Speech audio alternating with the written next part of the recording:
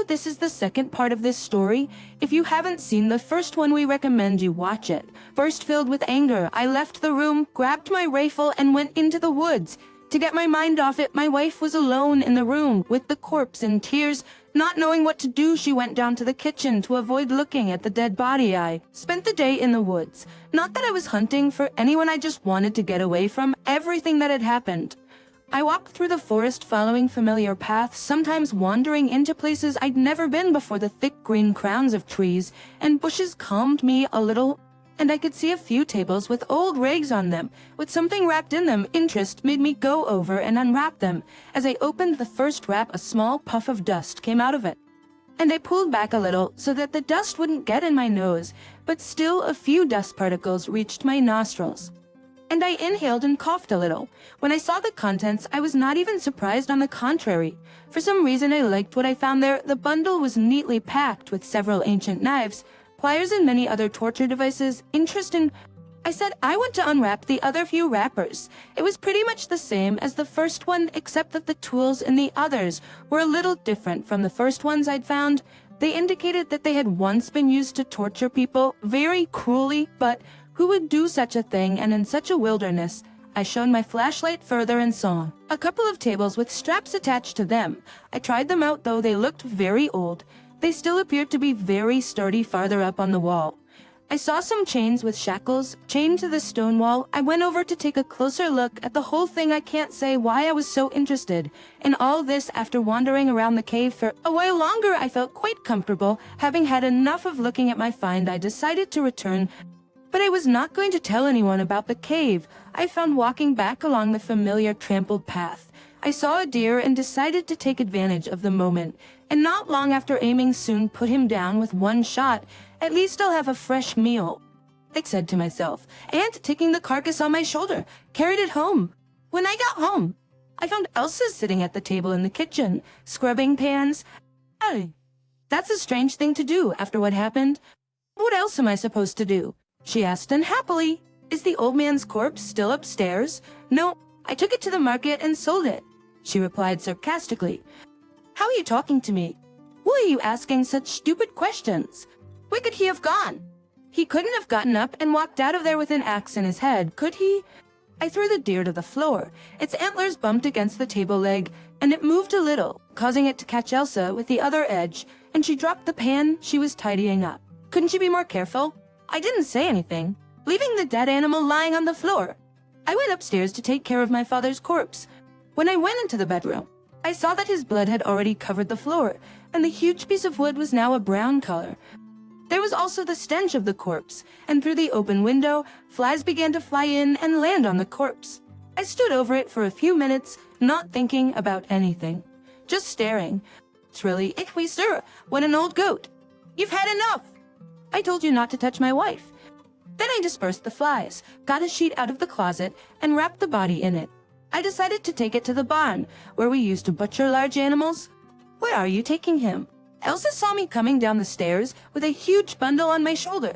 She guessed that I had finally decided to remove the corpse from the house. I meant, what do you care? You mind your own business. Did you make dinner? I'm really hungry. I've got porridge and gravy. That's it.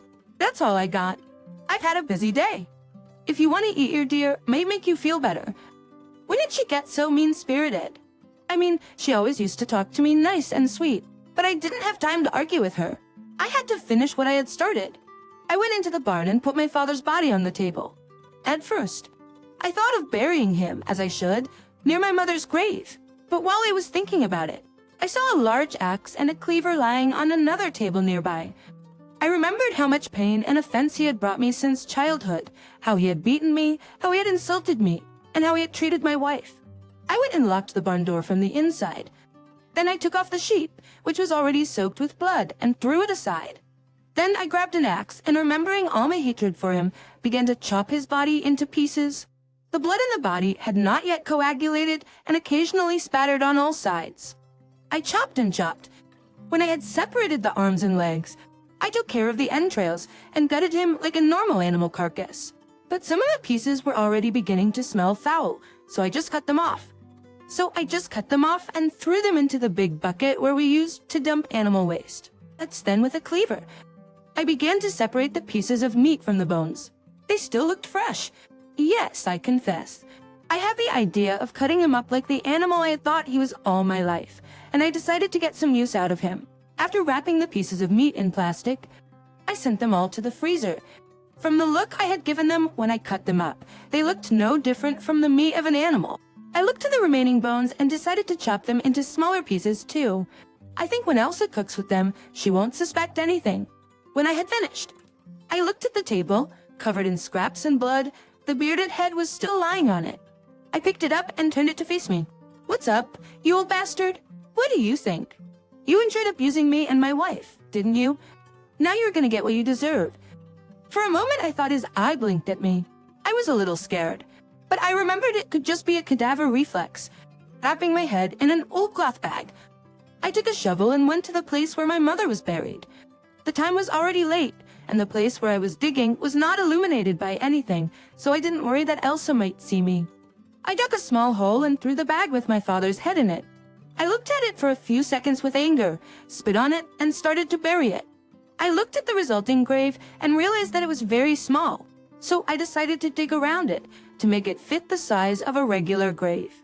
When I returned to the house, throwing the shovel in front of the porch, Elsa was already setting the table. "What were you doing just now? What about you? What have you been doing? Are you stupid? I was burying my father." She threw the plate on the table with anger. "Neptigir, eat it." I tried. I don't have much of an appetite. I went up to her bedroom to get rid of the blood on the floor. But when I entered, I noticed that the floor had already been mopped, and a bucket with a rag was in the corner. My wife came in after me. I thought we didn't want any trouble, and the stain really annoyed me. "Well, thank you. You did a good job. Still, it's not all cleaned up. I should get a rug. But I'm not sleeping here anymore." A few months passed. My wife and I continued to live in the house. We ate as usual. When she made a meal out of my father's meat, she didn't even suspect a thing. But I devoured the meal with great pleasure, realizing that he would never hurt me again, and thus I could take revenge on him for all the evil he had once done to me. After a while, I went to town and bought us a dog, which grew rapidly. We always had something to feed it, mostly guts and meat scraps from the animals I shot. It was mostly me who fed her. As she grew, she became a formidable fighting dog. Elsa even became afraid of her. She brought her food, but for some reason the dog liked me more than her. But the dog grew up to be a good watchdog. I even took him hunting sometimes. And the rest of the time, the dog was tied to a strong chain. And for him, I also built a spacious box, which he liked, but most of the time, he still lay on the street. Lunchtime passed. Elsa's belly had already grown, and she was already 6 months pregnant. The pregnancy was going well. She never even complained. But I warned her that the birth would take place here at home, and not in hospitals. She kept busy around the house, and I helped her with the work in the stable and took over all the work in the field. One day, when we were both at home and Elsa was doing her usual chores in the kitchen and I was chopping wood in the yard, it was getting dusk, and I turned on the street lamp so I could see better. 2 young men in their 30s came up to us, a man and a woman. "How do you do?" They said hello. I didn't expect to see any strangers there, but I left my business and decided to ask them why they were there. "What do you want?" "Please forgive us," the man began. "We were traveling through the woods to a neighboring village, but our car broke down. We were walking along the road, hoping that some car would pass. Then I looked at the map and saw that the nearest village would be a shorter way if we took a shortcut. We saw the lights of your house and came to ask if you could help us." "I'm what? Do I look like a mechanic to you?" No, we're sorry. But we were wondering if you had a cell phone we could use. In this neck of the woods, our cell phones don't have any reception." I didn't know what to say at that moment. We didn't have a phone, but I figured if they could help us with chores. I'd take them into town. "Listen, we don't have a phone, and it's too late for that. I'll tell you what. I could take you to the nearest phone tomorrow, but not for free, of course." "Oh, thank you very much. We'll pay you whatever you want. Just give us a hand, please." "For its copulations, I don't want your money. My wife and I live here alone, and we have a large household. If you could help us with work, I could help you too. We're not in a hurry, are you?" "Well, we could help you, of course, if you'd like." The man agreed. I invited them into the house. Elsa called out to her, "Looks like with guests tonight. Prepare a room for them." I left them with my wife and went to continue chopping wood. She put them in our former bedroom. By this time, it was cleaned up, except for the fact that no one had lived there for a long time. "This is your room. You can stay here. Dinner will be in about an hour." Made myself comfortable. After dinner, I went out on the porch to smoke a pipe as usual. A man came out to see me. "My name is Ethan, by the way. And my wife is Milo. I'm sorry we didn't introduce ourselves right away." "That's all right," I answered, continuing to inhale smoke from my pipe. Ethan took a pack of regular cigarettes out of his pocket and kindly offered me a treat. "No, I'm used to my pipe. And my tobacco's fine, unlike what they put in these cigarettes of yours." "Oh, well, I just thought I'd buy you a drink. Forgive me for my indiscretion. But your wife seems to be worried about something. That's none of your business. My wife is a doctor. She could have examined her. Your wife is pregnant. I told you to mind your own business." Ethan realized I didn't want to talk about it and didn't ask me any more questions. We just finished our cigarettes in silence and went back inside. When I was about to reach bedtime, my way passed by the room of our guests, and I happened to overhear their conversation. "Listen, Brains, I think this woman here is suffering. You've seen her, haven't you? And her bruises. Well, maybe she got them from her chores. You see how much they have to work here alone. And the fact that she's pregnant, it might make her a little sad. You're a doctor yourself. You know how pregnant women can be. Still, I've tried talking to her, but she's just not talking. She says she's fine. See? Then why are you so worried? But something tells me there's something wrong here. You saw that owner. He's like a caveman. When he takes us to the phone, I think we should call the appropriate service." I didn't like their conversation and their intentions. I couldn't let them interfere with our lives and bring Vex and other people. I decided that something had to be done about it, but at the moment, nothing had occurred to me yet. At least they would definitely be here until morning, and I could figure something out before then. I went to my room, thinking about how to arrange things so that my wife and I wouldn't be disturbed.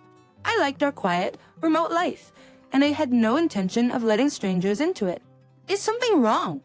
Elsa asked when she saw my pensive look. "Nothing. Tired. Why are you picking on me? Go to sleep." I went to bed next to her, but I couldn't sleep for a couple more hours, wondering how I could make things work so that I would be satisfied. I woke up early the next morning, as usual. I went down to the kitchen. My wife and Mila were already there. She was helping her make breakfast. "What is she doing here?" I asked my wife in a rough voice. "I just thought I'd help.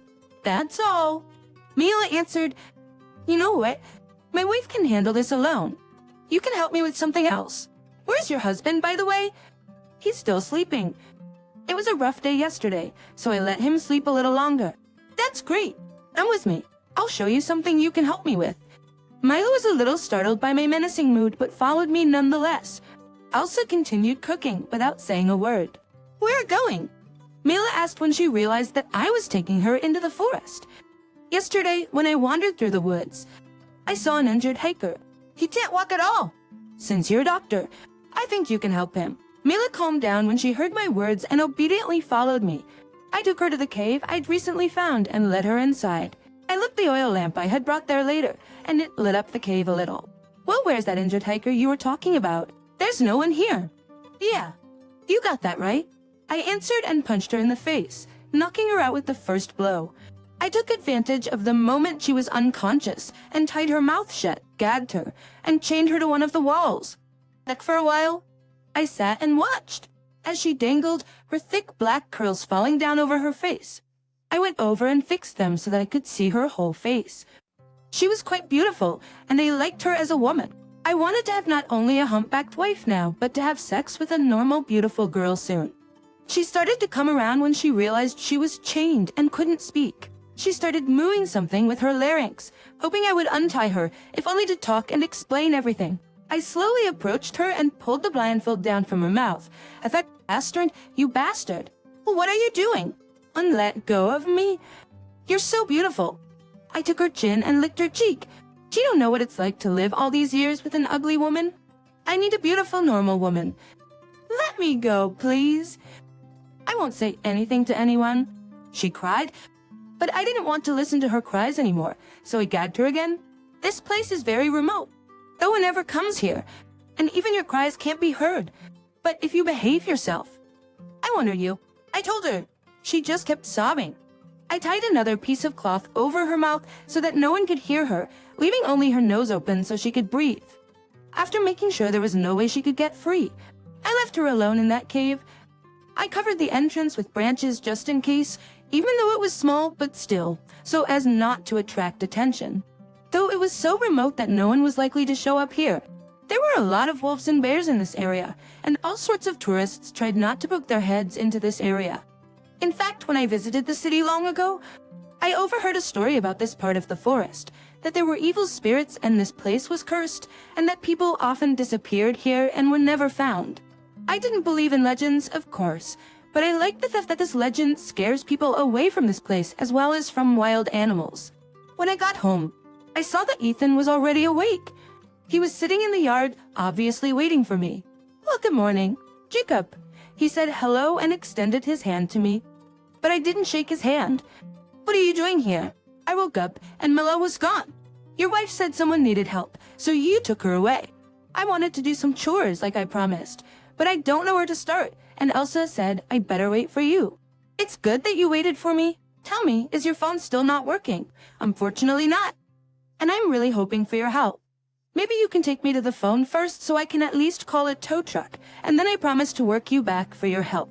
I looked at him, his eyes pleading for help. But I remembered his conversation with his wife yesterday, and knew that as soon as he picked up the phone or called any other living person, it would hurt both Elizabeth and me. "No, I can't take you yet. The battery's dead. I need to recharge it." "Well, then tell me how I can help you until your car's running again." I stood there for a minute thinking. Demons were whispering in my head about all kinds of twisted ways to deal with this guy. "All right, well, let's go. I'll show you something." It wasn't very big, but everyone could fit in there. I let him inside. Opposite the stalls was a fence with hay, and there was a faucet to give water to the animals. It's here. All you have to do is put hay on them and give them water. That's it. It's a piece of cake. So is Cully perfectly capable of doing that. Fine. But that's not all. And while he lay unconscious, I pulled up the chain we used to shackle animals and put it on his leg. When I was done, he started to come to. "Hey, what are you doing? Why'd you chain me up? I didn't do anything to you." "Not yet. I heard what you and your wife were talking about last night." "Who was she gonna call in here?" "No one. I promise you. We were just talking. She just felt sorry for your wife as a woman. That's all. You expect me to believe you? How could you? Be a human being." I left the stable and went to the barn. "Why is she yelling like that? What did you do to him?" "It's not their fault. Ask the wife." "Shut up and just do your job," I said and slapped her.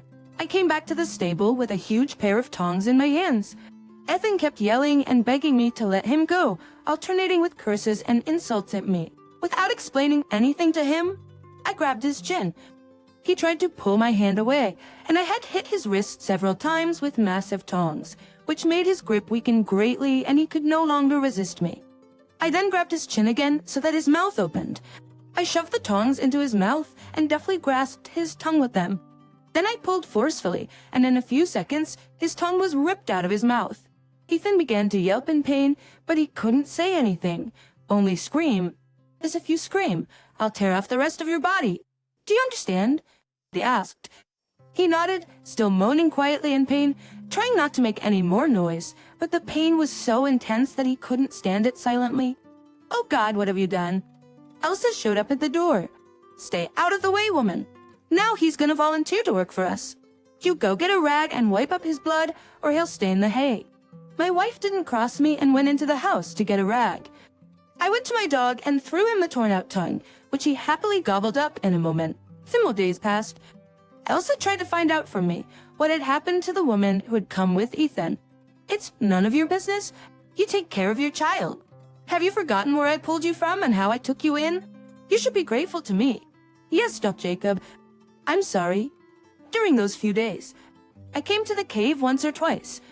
Mila refused to eat the food I brought her, and sometimes, when I got angry, I would force food into her mouth and hold it until she swallowed. Then I'd gag her again and use her like a woman. But soon I got tired of taking off her pants every time and then putting them back on, so I just stripped her naked and left her like that. It was summer outside, so I wasn't worried about her getting cold. I gave Elsa the job of looking after Ethan and feeding him so he wouldn't starve to death. She followed my orders, No more questions. Why did you become so quiet? I asked her one night at dinner. What do you mean quiet? Well, you used to ask me about these strangers, and you used to mind your own business. Mind your own business. What's the big deal? You don't give me answers anyway. You just hit me? Well, you're asking for it. But you weren't like this before. What happened to you? Are you back to your old ways? I'm sorry, eat up. I'm still making pie. It'll be ready in about 10 minutes. Apple, just the way you like it. But it's just gonna take a little while to cool down. Oh, okay. Let's eat. How's your kid? He's kicking sometimes. What do you want to name him? Are you sure it's a boy? Honestly, when Mila was here, she knew it was a boy by the position of my belly. And I'd really like you to have a son. I smiled at her for the first time in months. Finally, she said something nice to me, which did not make me angry, but on the contrary pleased. I need you to be honest with me.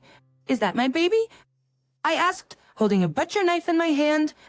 I swear to you, honey, I knew I was pregnant before your father started hitting on me. Don't mention him. I'm sorry. A few more months passed. I continued to secretly visit Malila, during which time she had already so accepted her fate that she no longer resisted, and let me do with her everything that a man required. She even began to eat from a spoon when I fed her.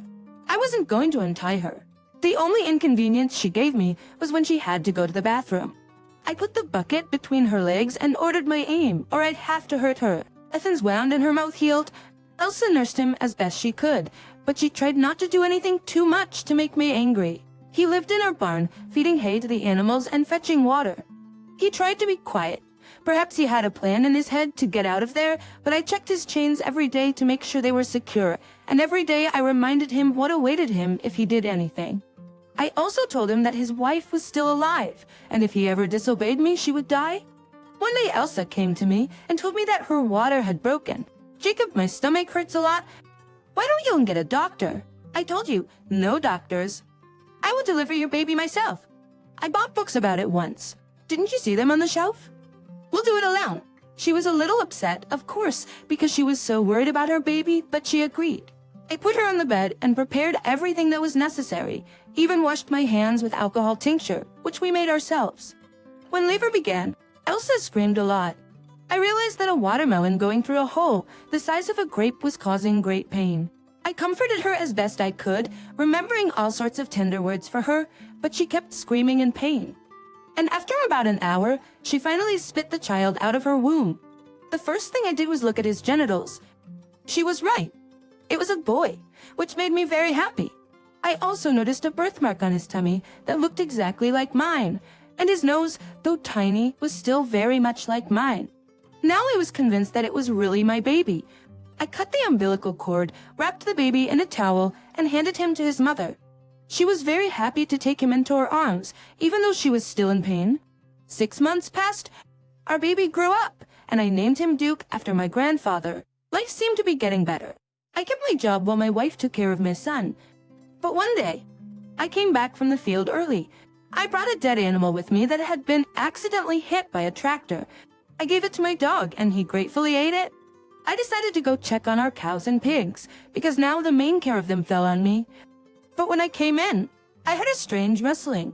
The place where the tethered Ethan usually sat was empty. I decided to see if he had escaped, so I looked around the corners.